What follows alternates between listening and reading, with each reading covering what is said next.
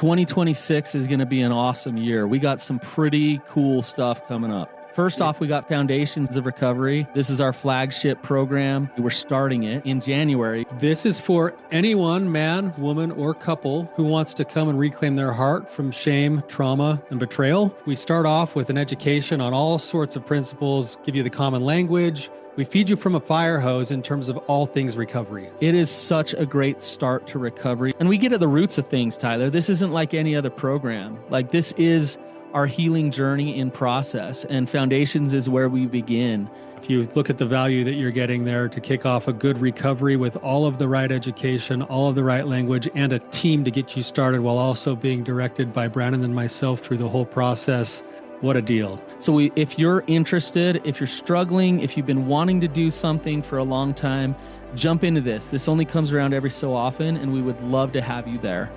Click the link in the description to sign up for it. And to make it even sweeter, we're also including a raffle for a free pass to the Radiant Dawn retreat. Anyone who signs up for Foundations will be added to the raffle for that free Radiant Dawn pass. If you're a man and you sign up for Foundations, your name still gets entered, and you can give that pass away if you win it to any woman that you want to. So what you're saying, Tyler, is if you sign up and participate in Foundations, you could possibly go to Radiant Dawn for free? That's exactly what I'm saying, which is crazy because Foundations by itself is already an insane value. Man, I sound so salesy. But it actually is awesome. So come to Foundations. And even if you don't come to Foundations, sign up for Radiant Dawn. It's beyond therapy, the best healing experiences that you can have. Click the link below and come join us. I knew getting divorced was the right thing, but I'm having a hard time moving on. Welcome to the Therapy Brothers podcast. I'm Brannon. I'm Tyler. We're brothers. We're therapists. And we know recovery. Bring your stories, your questions, your successes with real recovery.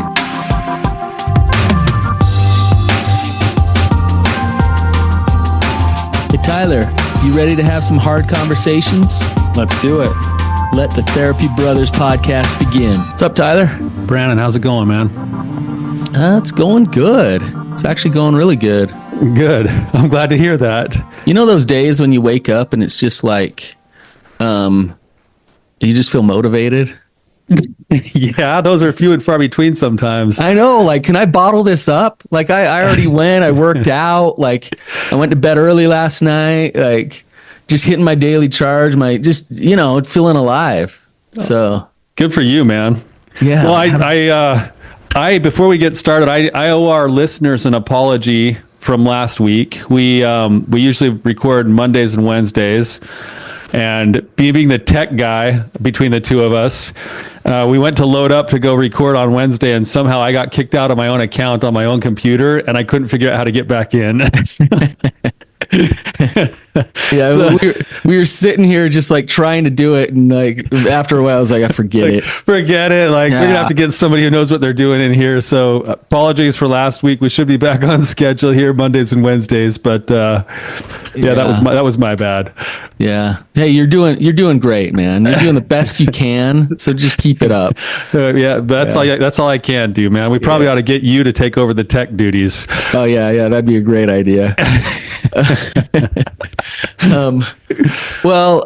We have an awesome guest today, and we're excited to have her here. Vanessa, welcome to the show. Thank you. If you could give us a little bit of context, a little bit of background as to where you're at and what's going on, that would be awesome. Yeah. So, about how many years ago was it now? What year is this? 2025? Yeah. So, really far back context, back in 2016, I had an ectopic pregnancy, and which was really painful physically and emotionally, of course, and a little scary too. And then about a month after the ectopic pregnancy, I'd gotten like a medical shot for it to stop the pregnancy instead of having like a tube removed or anything. My dad was diagnosed with cancer the next month later, and my body was still kind of struggling with the ectopic pregnancy. And then that October, my dad passed away. So that whole summer, I was just like holding myself together. I think I don't even know if I was in fight or flight, but definitely like, in shock. I'd never faced anything like that, like double duty, like that. And then the next couple of years, it was just like family member after family member, and friend after friend just kept dying. Everybody just kept dying. Like my husband and I's grandparents, all of our grandparents died within 2 years. His grandfather died 2 nights before my dad died. And then I had a couple really close friends pass away. We lost a pet. We had to move out of our house because it had black mold in it. I got into the mold and I just started to get like not well. I think I was just too like overwhelmed with all the loss of everything.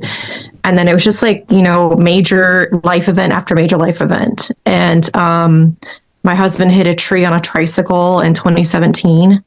Going about 35 miles an hour, and he fell, launched off an embankment, and he fell and broke his left hip, and crushed his right foot and broke his left ankle.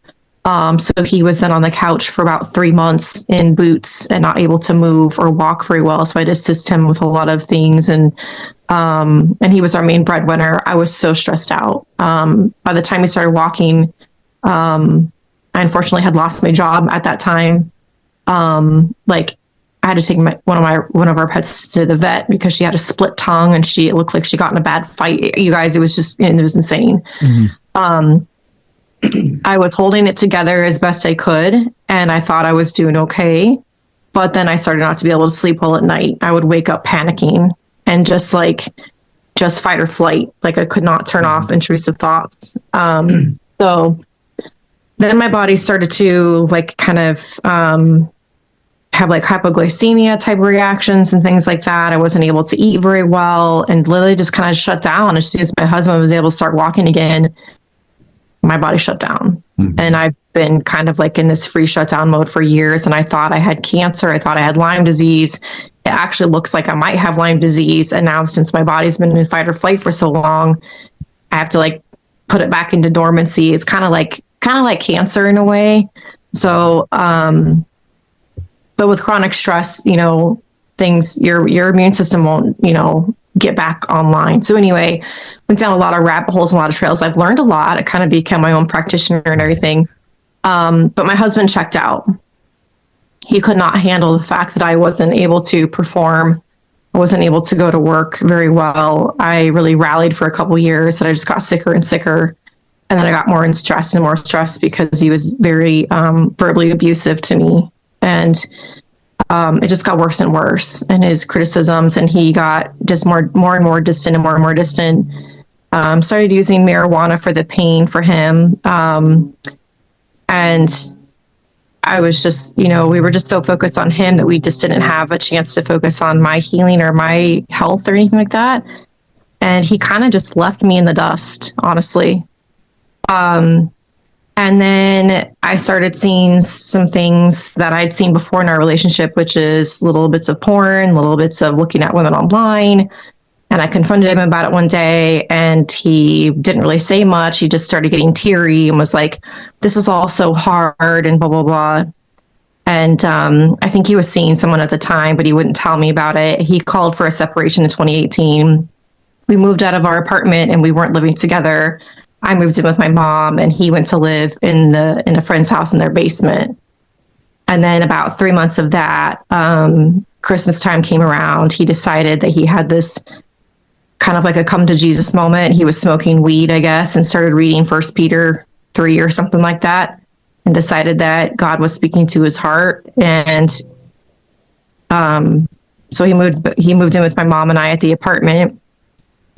I was barely able to make it to work. I was bedridden for almost 3 weeks during that time. I was incredibly, incredibly ill. And I think I had like mono or something weird like that. It was wild. I kept going to the ER, but they couldn't figure out what was going on with me.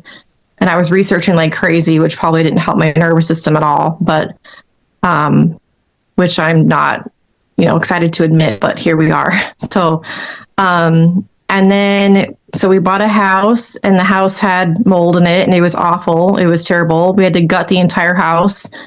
Here I am sick, working on this house, stuck in fight or flight. We didn't have a bathroom all winter. I was using a Home Depot bucket outside in the middle of the winter to go to the bathroom in. And we had, we had no bathtub. We had no kitchen. We had nothing. And so Sean, my ex-husband's name is Sean. We literally like tried to scurry to get this house put together so we could just have like, functioning roof over our head. It was just insane, you guys. It was just like chaos after chaos after chaos. And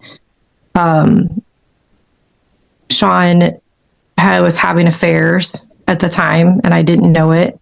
He'd had his third affair while we were trying to work on the house, and an affair with that woman. And then at the same place he worked, met another woman and started having an affair with her. And now we're into like 2020. That was the year of COVID. We didn't lose our jobs because we had essential jobs. So we're working on this house. He's in an affair, ends one affair. Tons of signs, tons of red flags. He's crying a lot. He doesn't want to talk to me. He's being secretive with his phone. I didn't really notice it then because I was in my own stuff. I start to get like some weird emotional attachment to some guy at work, someone who I would never pick out of the crowd, just because I was feeling so isolated and lonely and just like desperate for, any kind of like male attention, but not really putting it out that I was desperate for male attention. I was just attracted to this guy at work. Nothing romantic ever happened between us, but I knew in my own heart that it was wrong for having like some emotional feelings for someone else that clearly was in a relationship and I was in a relationship. So, nothing ever happened with that. It was just kind of like one-sided on my end. And anyway, 2021 comes around and Sean gets more and more distant, and then he's in another affair. I started having nightmares about him being with other women. And so I confronted him one afternoon, and he did the Darvo on me, like straight up. It's not my responsibility to take care of you in this relationship anymore. And so he didn't answer my question. He wouldn't answer my question. He looked straight at me. He didn't blink.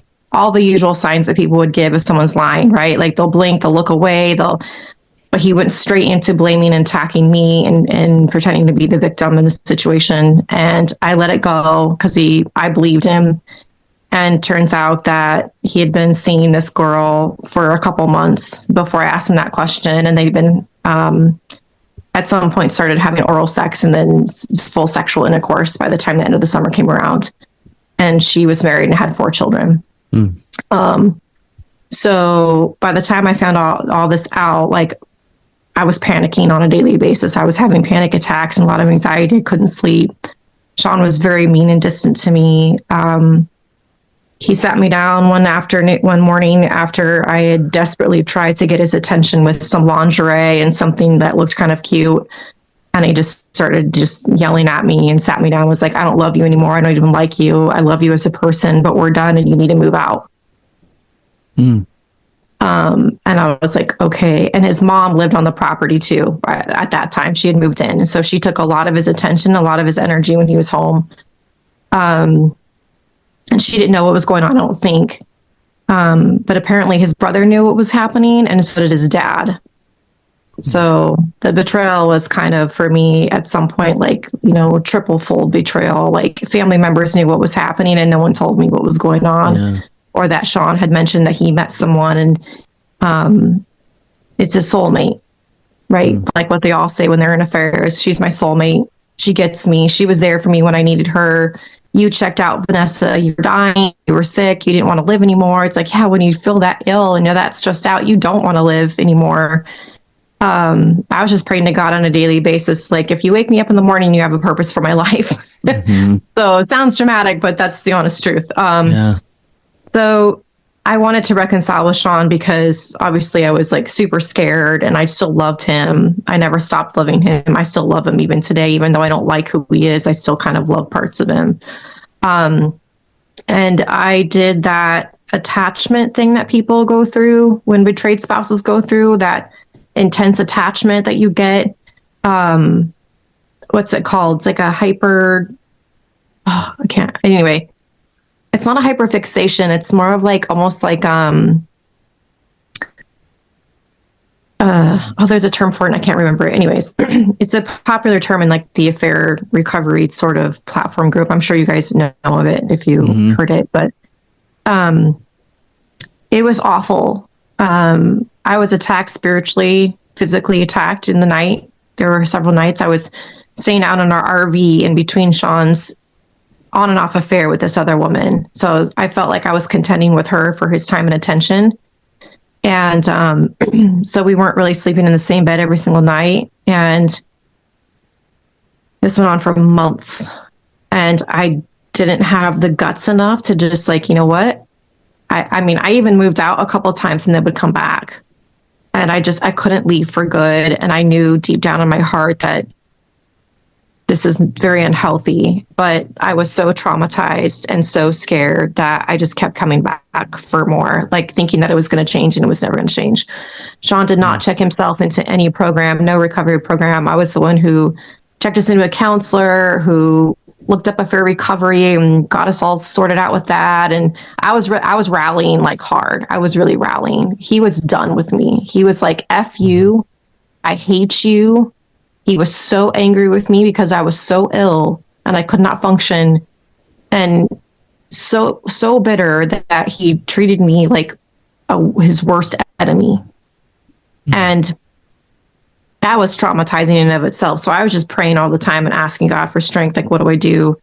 So I started sending him videos about like, sexual integrity and all these other things. And it was wild. So fast forward a little bit longer, we tried to leave Spokane and go on a little trip around the United States. That didn't work out. My emotions and my flooding and my triggers were so intense after we moved out of our house.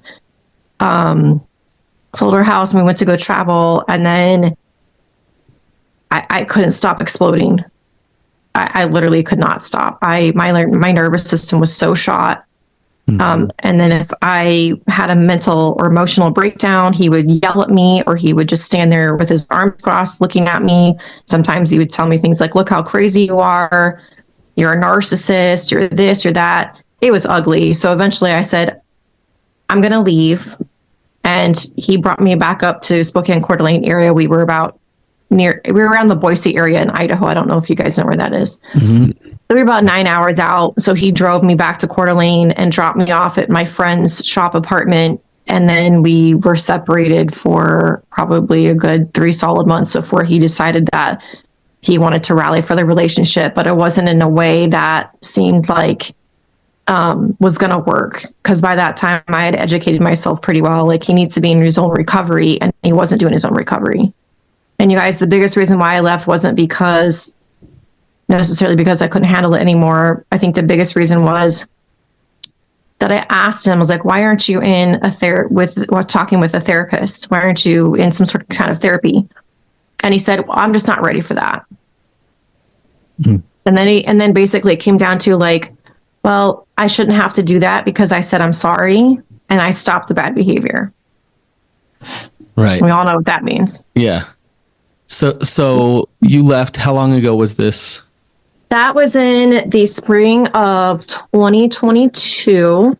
Okay. Oh, wait, excuse me. Yeah, spring of 2023. Okay. I have not moved in with him since 2023. I just told myself I would stay separated from him until he started doing his own recovery work. And I started seeing the fruits of recovery work, or unless you've seen a CSAT or a really good therapist that could help him sort some things out. And he was in denial. He kept, saying, I'm not a sex addict. I'm not this and not that. I'm like, I don't know what is going on. I don't know if you are not. But I caught him with porn, and he's had girlfriends over the years that he would just play off and then tell me that I'm jealous and insecure and I need to work on my insecurities so I wouldn't be so jealous. So he could have his female friends and his porn and everything else, right? I don't know if he's a sex addict. But you guys, I think he was able to hide everything so well because I was so naive and so gullible, and I was so easily controlled by him that I don't even think I know the half of it, honestly. So here we are now, and we divorced January 1st of this year. Oh, so really recent. hmm And I know it was probably for the better. And then he called for the divorce. I had all the divorce papers all ready to file, but I was dragging my feet because I was so afraid to like cut that last cord of hope of like, oh, it's going to work. Oh, he's going to come around. He's going to, at least go see a CSAT. He's going to get a good therapist who's going to hold him accountable. He's going to start telling the truth. But I think he was in another affair all last summer with his last affair partner who he thought was his soulmate. So, Gotcha. but yeah, guys, I'm just really struggling. I'm really traumatized still for sure. Do you have kids? We don't. I lost 2 kids being with him, and maybe that's God's providence or provision. I don't know. I hate to think of it that way, but yeah. Okay. We were together for 24 years too, just to put some backstory on it. Yeah, that's a lot. I guess just before we jump into this, I just want to say I'm really glad that you're here. And man, it sounds like it's been quite a ride for you. You've been through a ton. So I just want to witness that and let you know that you're seen there. I'm wondering, like currently in your current state right now, I'm thinking first and foremost, just kind of basics before we get into the other stuff. The classic Maslow's hierarchy of needs. You have your physical needs met, food, shelter now, better than a Home Depot bucket in the backyard. Yeah. Okay. Yeah. And then you've got your safety needs, which would be your personal security, being able to provide for yourself, employment, your health. How's your health now? Is it still all over the place? Yeah. Yeah. Are you in a safe place now emotionally? Do you have your physical needs met? Yeah, I have physical needs met. Yeah. Okay. Yep. All right. And then we're getting into like the other needs that I think you probably called in for, your love and belonging and esteem and self-actualization, that kind of stuff, right?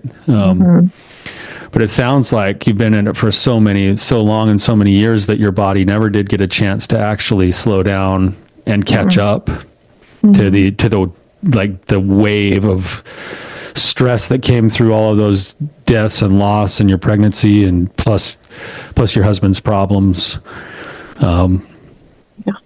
So I guess what I'm getting at is that we want to build from the ground up before we jump into some self-actualization thing. If your body can't even function and if you're not safe, then that stuff isn't going to be able to come to fruition anyway. But it sounds like you're doing the basics right now of trying to care for yourself. Mm-hmm. Yeah. I agree with Tyler. Like, it's got to start with you. Your healing has to start with, like, it's not about him. And when we talk about your healing, Vanessa, you have a lot to heal from. There's a lot of grief to process still. It's no wonder to me that you have autoimmune issues. Oh yeah, no, it's a no-brainer. Right? Yeah. There's just so much there. And it's coming up right now. It's just right there. Thank you for believing me, because that's been the whole crux of us not reconciling, because John was so angry with me because my body wouldn't function. And he threatened me many times that if you ever get fat or sick, I'm leaving you. Wow. And I gained a lot of weight, and then I got really sick, and he wasn't joking. He left. Yeah, well, we do believe you, Brannon. You can speak for yourself, but it's very, very common with a lot of the partners that I work with, when they've been in it for a long time, to have some kind of autoimmune problems that they almost feel crazy because they can't ever quite find what's going on, but their body just doesn't function the way that it's supposed to. And it is connected to the trauma that you've experienced over the years. So yes, we both believe you. It's something that's common. We see a lot. Okay. And it's kind of a crappy thing when you get a situation like that where I don't care what we call your husband's problems, whether you call it an addiction or not. He's at least a serial cheater, and he has a problem that way. And to have him be the one to add some of the struggles to you and then turn around and say, if you break down or if you get fat, whatever, that's just totally clueless and ignorant. And I hope that he listens to this and understands that he's got a long ways to go before he would ever be in the right spot to cultivate any kind of good relationship with somebody. Yeah. So this is where Brannon steps in before I start saying things I shouldn't. Yeah, I can Please tell. say things you shouldn't. I'm ready. Well, and maybe that's part of the anger stage of grief with your divorce. Oh. And it's time. Absolutely. It's time. It's okay for you to be pissed at him. And the reality is Vanessa, I think there's a lot that you've had to process and deal with, and I think there's a long way to go still with all the grief and all of that stuff. And I think there's a lot of tools and things that you can do different, because obviously what you've tried to do hasn't fully worked, and it's left you with chronic stress and autoimmune disease. Like, what are some things you can do to process and surrender and to feel the feels and to allow yourself to move that energy out of you? There's a lot to do there, but I feel like in many ways, instead of doing that, you've been in a perpetual state of fear and trauma because you've been in this relationship, and the relationship is like, he keeps like traumatizing you, and your attachment and your shame and your trauma brings you back to like, well, I want to cling to him, and then he hurts you. And so like you never get in a full state of safety. Absolutely. So that you can go through some healing. And what a blessing that you're divorced.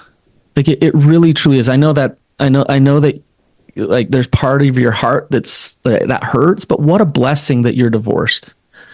Get some space. It's time for Vanessa to focus on Vanessa and to not continue to be traumatized and not continue to be hurt. And you were with a person who was continuing to do that. Right? So now that you have this space, it's time for you to say, okay, what can I truly do for me right now? And what kind of boundaries do I need to make sure I have in place that I don't just go back to this perpetual state of trauma? Right? Yeah. What do you think about that, Vanessa? I agree. And I've known for a while that that's where I am. So even the last like 2 months, I've really had to have some really good boundaries, and I've gotten a lot stronger with, I don't talk with him anymore about relationship stuff. He's sent me some pretty long text messages about, what he's going through or what he thinks or wanting closure and this and that. And I don't really respond to those messages because I don't want to fight with him. I don't want to get into it. I still have to have some contact with him, but other than that, I try to keep it no contact. We do have a couple of bills that are not necessarily, I guess, shared, I guess you could say. But I'm still, kind of dependent on him for a few things to pay for a couple things. How so? Well, just like some smaller bills, like my cell phone bill, we're still on the same account. He pays for that. He pays for car insurance. He pays for, there was another bill he pays for. So I'm also alimony payment. I get like a spousal support payment every month from him. So, I mean, we're talking, this is fresh. This is 2 months that you've been divorced. Yeah. But Vanessa, I would go almost overboard in disconnecting from him. In having whatever those bills are, like figure it out, like disconnect from him, make sure he pays his alimony so that you can pay your phone bill. Do you know why? Do you know why I would suggest that? So he doesn't have control. Yeah, there's a part of you that is having a really hard time letting go. Yeah, for sure. And so like, and it sounds like to me, and I could be wrong on this, he likes to toy with you. He's pushing you away, he's cheating on you, he's doing all these things, but let me send you this long text about what's going on with me in my life. Yeah. Oh, and I just had my come to Jesus and let's work on it for a minute. Right. Like, that's exactly how it's been. Like he'll he would kind of rope me back in and like pull my heartstrings, because he would have cheers and I'm really trying and I'm really doing this and I'm really working hard. And then I would think to myself, like, I don't see, what are you doing? Like, where's the work? Like, you don't included me. I don't know your counselor's name. I don't have their phone number. I don't hear none of that, right? All the things that we know we should be seeing as a betrayed spouse, like to rebuild some trust. And so recently, Super Bowl Sunday, I had a moment of weakness, and a couple of days before that, I was so lonely and I was so lonely because he has his whole family in this area, and now I'm not included. So my whole entire family's gone. My whole friend circle was his friend circle. So my friend circle, like, socialness is pretty much gone. And that's really been isolating for me too. So he's kind of controlled the narrative behind every single person and every single social interactions that we've had. And then people have seen me react the ways that I have over the years. So they believe him, and he's the nice guy, right? So everybody believes him because he's the golden child. And then I get pinned as this crazy narcissist who just can't get her health together. And no wonder, Sean, no wonder you left, because she has depression and she's sick. What guy wants a wife that looks like that, right? We don't blame you for having an affair, whatever. The family, you guys. So it's not just been Sean that I've lost in my marriage. It's been my whole entire world. My whole entire world is almost been like pretty much gone. Like, but Vanessa, if like, I want you to hear what you're saying, in that like your world revolved and still some revolves around him. Yes. Right. Yes. And so you got to look at that and say, and that sucks. That sucks to lose those friends and the connection to family and all those things. I get it. That sucks. But then it's like, okay, how do I make it so that my world doesn't revolve around him? Right. Right. Right. And that's what I've been trying to slowly kind of figure out.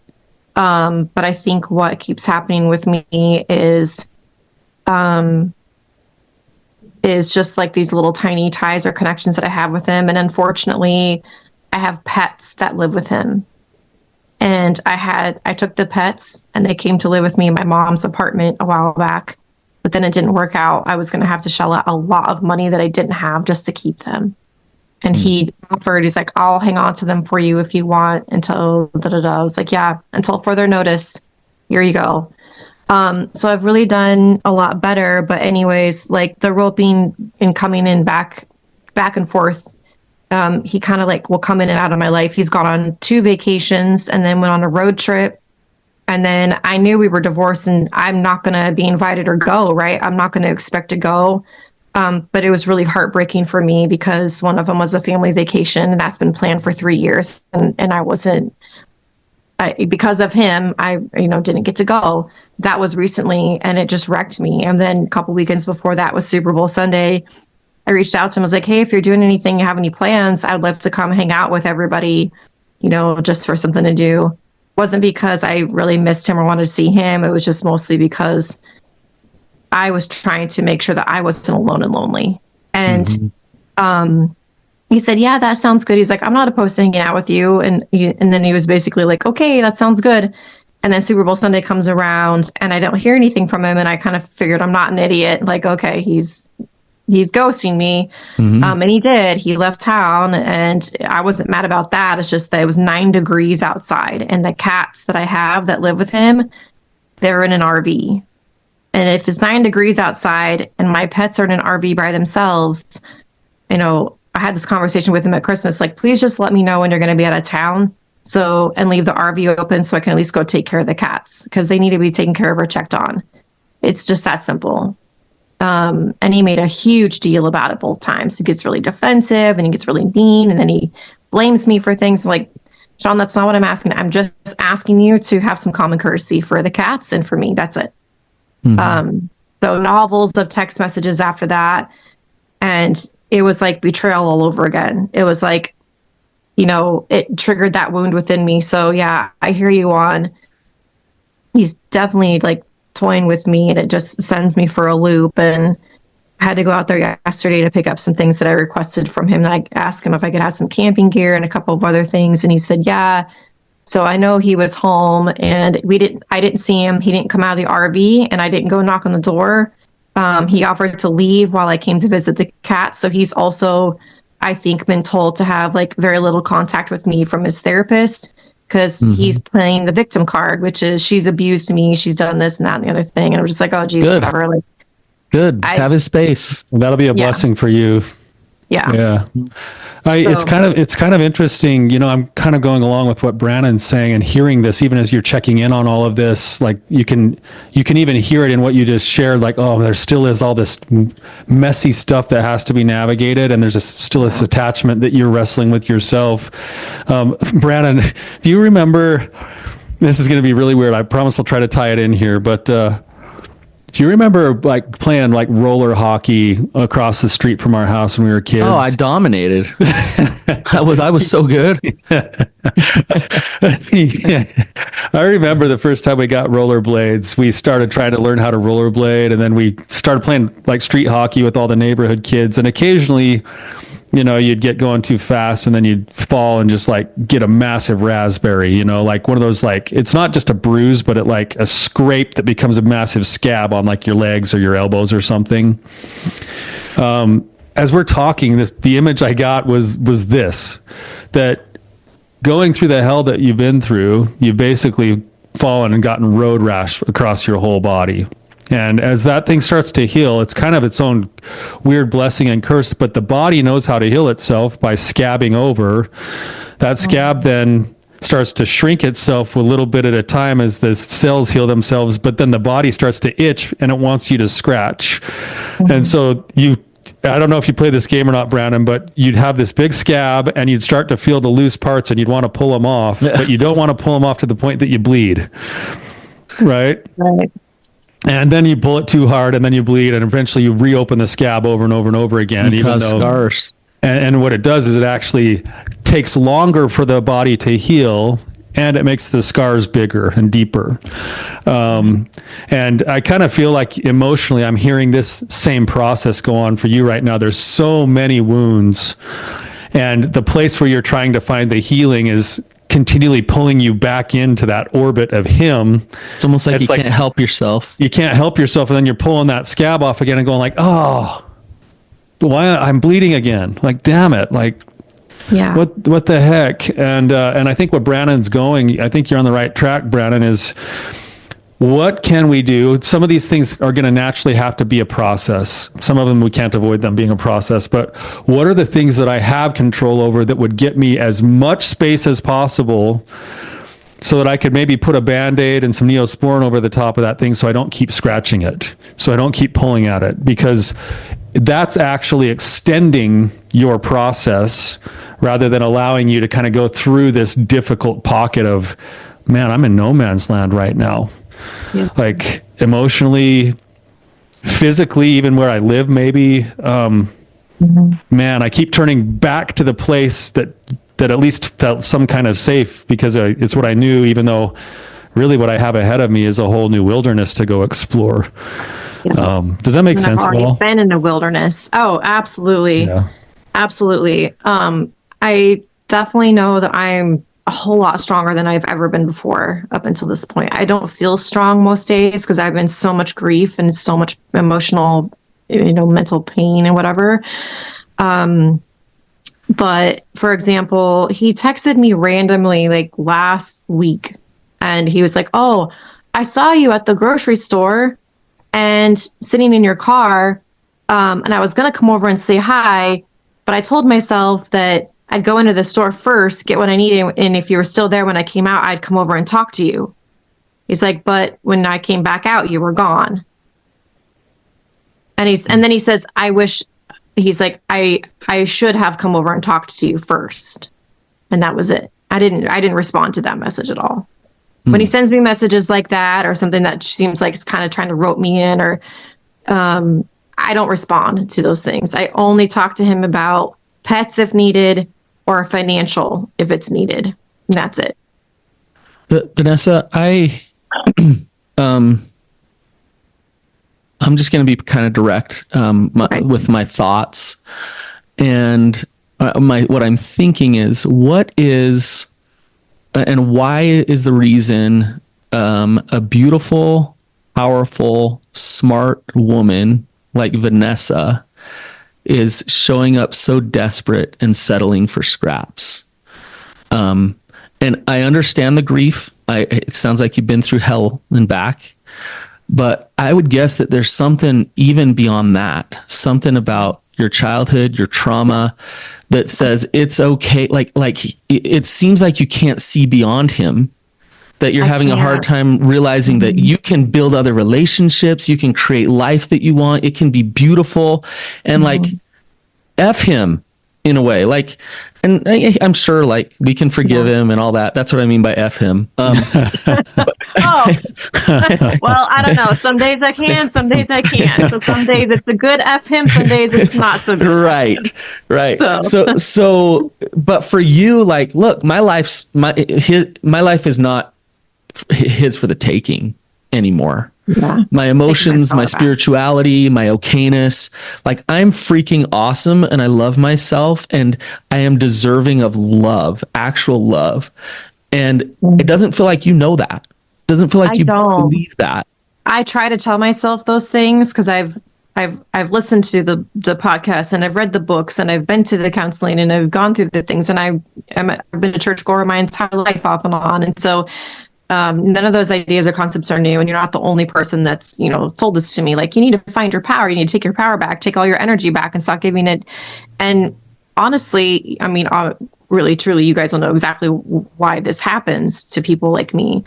In my childhood, I was severely neglected by both of my parents. There it is. And so crumbs, I'm used to crumbs. I'm used to trickle truths. I'm used to everything that my ex-husband did. I was primed by him the entire relationship, even more than I was primed in childhood, to be okay with being alone, isolated, not included.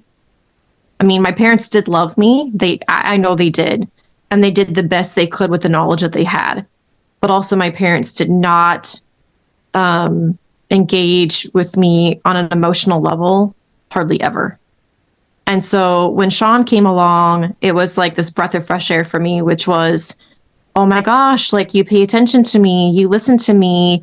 Now I have a best friend and someone to talk to, and you're not leaving. And now we're intimate together, all of the things. And that intimacy also had some things with me that were tied into my childhood. I was molested by a sibling for many years.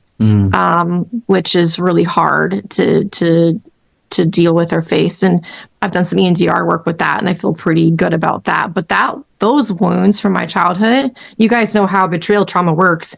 As soon as you're traumatized and you want to cling to this person who's just so abusive to you, like all the other things, everything that I've ever not dealt with in my life as a grief or a trauma just comes to the surface. And I've been just completely bombarded by shame and guilt and regret.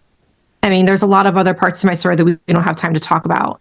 And Sean knows all those parts of my story, and every single part of my story has come back to bite me in the butt.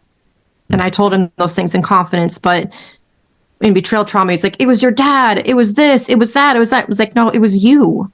Those things did happen to me, but we're not talking about those things right now. We're just talking about like what you've done in this relationship with me. And but Vanessa, I gotta say, you ended up in a relationship and stayed in a relationship with him. I did, because of the belief systems and the trauma that you've been through, right? Yes. And so your ex-husband is giving you an awesome opportunity right now. Like you have it right now. Do you know what that opportunity is?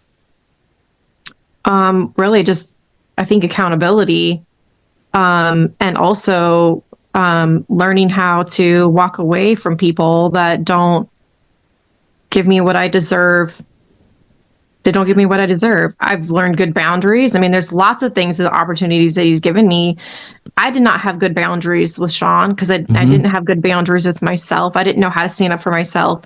And what he's really taught me in all of this, if I don't take anything away from all of this, it's good boundaries and But Vanessa, how are you going to have good boundaries when deep down you believe people are going to neglect you and hurt you and you're desperate for love and you need to do everything you can? How are you going to actually be strong in your boundaries if those belief systems are undermining having those boundaries? You see what I'm saying? Yeah. I love your answer. Your answer is awesome. But like, your ex-husband is providing you an opportunity to consider that you are not what your trauma has told you that you are. And like you don't need to be desperate for love. This is easy for me to say. Through this experience, you can look at this and say, okay, I'm going to rewrite my story. And I'm going to learn how to let an abusive partner go and show up as a powerful person and expect that in my future relationships, I'm going to have somebody who actually loves me. Because I'm not what my trauma says that I am. And there are so many things that you can do. It sounds like you've done some EMDR. There's so many things you can do to just go process that out and reprocess that trauma and change those belief systems. But those belief systems need to be dealt with, or else you're going to continue to create this with Sean, or you're going to go continue to create this with another person. Next person. Right. Yeah. Which I don't want to do. I don't want, not for myself or the next person. Right. I don't want to attract the same, really just kind of manipulative personality types that see that, I could totally just win this girl over and just use her. Yeah. Sean, and I'm not trying to blame you or anything, but Sean and the way he's acted in your relationship is a manifestation of what you believe about yourself. Yeah. You understand what I just said? Yes. Yeah. That's the hard part about this, Brannon, is because when you go through the hell that you've been through, it's so easy to stay on the hell that you've been through. And so, because it's what you're used to. It has to work in levels. So it's like, okay, I've got to remove myself from the hell that I've been in. I got to find some safe place. I got to learn how to ground myself emotionally. I got to learn how to start grieving the loss of this old thing. And then I get to start going, and wow, like, why did I stay for that long? And what is it about that belief in me that I've believed I was worthy of the scraps for so long? When I have to go, and this is the beautiful part, the accountability part is the freedom part that says, I need to go look at myself and continually grow into a new belief system about myself that, I want my beliefs to align more with what Brannon just said, that I'm beautiful, smart, and powerful. And that somebody who ends up with me will be lucky rather than, oh man, somebody paid attention to me. Okay. Like I've got to hurry and like attach there. And so you do that a little at a time. You get the space that you need. And that's why I think Brannon was pushing so hard on this space. You get the space that you need to feel safe enough to then start looking inward and going, all right, is it going to be more, I probably have some more trauma work to do from the most recent trauma, and that is totally connected to my past trauma. Like you said it earlier today, like, man, he does these things and all of this stuff floods back in. It's like, of course it does. That's what the brain and the body do. And unfortunately, and fortunately, you have the power to address those things, even though it's not your fault they happened to you. Yeah. And that's what you have in front of you. Do you see how Sean is like a drug to you? Oh, absolutely. You guys, it is wild. Yeah. No, I'm so cognizant of it, but then my everything in my being has just been like pulling me. Like some days I feel it so intensely. I just feel like I've prayed and I've like, even physically with my hand, like pretend like I'm chopping the cord, trying to like detach myself. And it is wild how it works. And like I see it, but then I'm like, wow, look at what my body and my brain are doing right now. Like I am so intertwined with this person in such an unhealthy way that even though I have been so disrespected and so just like shit on, I'm still would take him back. Like, no, like where is my self-respect? Like, yeah. Yeah. It's like, it is like a drug. It's like, and sometimes even felt like, oh, I'm racing down the freeway to go get my little bit of hit of Sean. So I have my tiny little bit of dopamine. So I feel good for a few days. Right. And I It's tell crazy, myself huh? like, oh my gosh, like, so you guys know that people like me, when they're coming out of a trauma bond, it's like kind of, you're like you're trying to come off a heroin. Yeah. It's Yeah. freaking retarded. Yeah. Well, it makes sense though too when you look at attachment and how it works. But yes, it is like it's crazy to keep going back there. It is like its own addiction. But like any addiction, you're going to have a really hard time dealing with the roots of the issue if you're continuing to use, so to speak. Right? If you're continuing to dabble back into that relationship, then you're continuing to just kind of like numb out and pick your scabs, like Tyler was talking about, right? So you need to gain some sobriety, so to speak. And so like I would get pretty proactive with a support system. I would, and I don't know your financial situation, but I would get a good therapist. Maybe you already have one. I would find a good group to go to. I would connect with other women who are going to say like, hey, Vanessa, how'd you do this week? Like, did you have boundaries with him? Like, are you working on your own trauma stuff? Are you doing your own self-care? Are you gaining that safety that Tyler talked about? Are you working on that? Like, are you staying centered for you? Are you grieving and practicing emotion regulation? Like, are you doing that? And if you can say, yeah, I'm doing that, then you're gonna be able to have boundaries with him, no problem. It's gonna come natural. It's not gonna take everything that you've got, right? So, yeah, I you just coming on and opening up and talking about this is awesome, because what I see is that you're getting conscious about what's going on, and you're like, hey, this has got to stop. Like, I want this to stop. So you're at least becoming aware, and you're trying to not fall into the same traps. Like, you're trying hard not to. But I think there's some other things that you need to do to solidify yourself so that you can actually do this, because it's going to be really, really hard. That structure and that team would be helpful. Even a 12-step, a sponsor, a group. I have one of those. Yeah, for sure. I don't have a sponsor yet, but it's called Regen. So it's like the precursor. You guys know what that is? Like the precursor to a 12-step or something. Oh, nice. Yeah. So that's been like, it's been weird. I don't know if I like it, and I haven't been for 2 weeks, but I need to go back and if that's not the one, keep looking until you find your people who can support you and learn with you and help you with empathy. Tyler and I accountability. we can connect you into people. Like there's going to be the side of you that's going to say, but I'm the broken, sick, unlovable one. So I don't know if I really want to put myself out there to do that. So you're going to have the courage enough to do it anyways.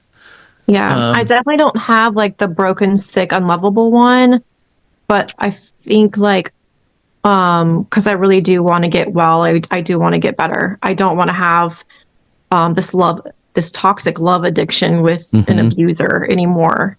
I'm glad you said it that way, because that's what it is. That's what you're kind of dealing with. Yeah. Okay. Yeah, well, I know we're out of time today, Vanessa. Hopefully this will be helpful to you, especially if you go back and listen to it again. I want to say thank you for coming on. I hope it's helpful to you. I know it'll be helpful to other people who are probably finding themselves in similar kinds of situations. And so thank you. Vanessa, don't be a stranger. We'd love to hear from you and hear about your journey. There is hope ahead. There is light. There's a new life that's going to be so much better than all of this pain. You don't have to live in the pain forever. You can process things, you can manage things, you can get healthy.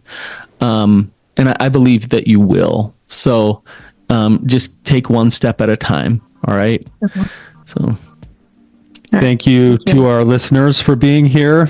We love having you here. We love hearing your comments. We love having you on as guests. And until next time, keep on keeping on.